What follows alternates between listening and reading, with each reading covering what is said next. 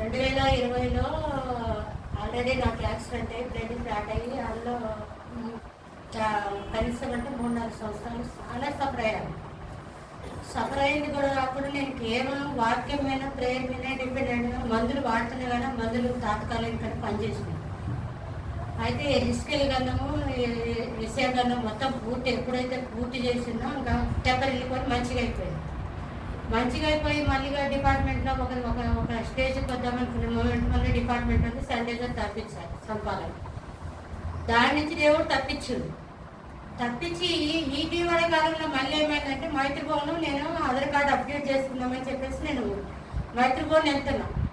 ఇక్కడ గుంతుంది, ఇక్కడ బస్సు వస్తుంది. అన్ఎక్స్పెక్టెడ్గా అక్కడ గుంత ఉంది, ఇటు బస్సు వస్తుంది. ఒక్క నిమిషం అటు ఇటు కాకుండా కనుసు మేరలో ప్రాణం పోయేది. బస్సుకుని కూడా ఒక లేబర్ పని చేసుకునే టైం చేసింది, గుంజేసింది. అమ్మ నీకు బస్సు వచ్చి తెలుస్తలేదంటే నాకు కనిపించదండి, ఇక్కడ గుంతను తీసుకోవాలని బస్సు అది ఎటు పక్క నుంచి వస్తుందో నాకు తెలియదు. అది ఏసీ బస్సు సైలెన్స్లో వస్తుంది.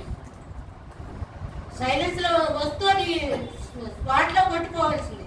దాని కింద పడేదాన్ని ఒక్క కన్ను మేరలో ఒక్క క్షణంలో ఒక ప్రాణం పోయేది. కానీ మరి దేవుడు నా పట్ల ఏముందో తెలియదు. కానీ బైబిల్ సంవత్సరంలో 2 సార్లు పూర్తి చేస్తాం. బైబిల్ మీద ఉన్న ఆసక్తి తిండికి కూడా అంత ప్రాముఖ్యత లేదు.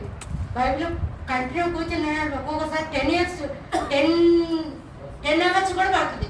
అంత వాక్యానికి అంత ప్రాముఖ్యత ఇచ్చి అంత అజాగ్రత్తగా ఉండకూడదు, జాగ్రత్తగా బతికేదని. మరి దేవుడు నా పట్ల ఎందుకు నన్ను కాపాడుతున్నాడో ఆయనకే తెలవాలా, నాకైతే ఏం తెలియదు. కానీ 3 సార్లు సాగు నుంచి నన్ను తప్పించిందంటే అది ఆయన మహాకృప.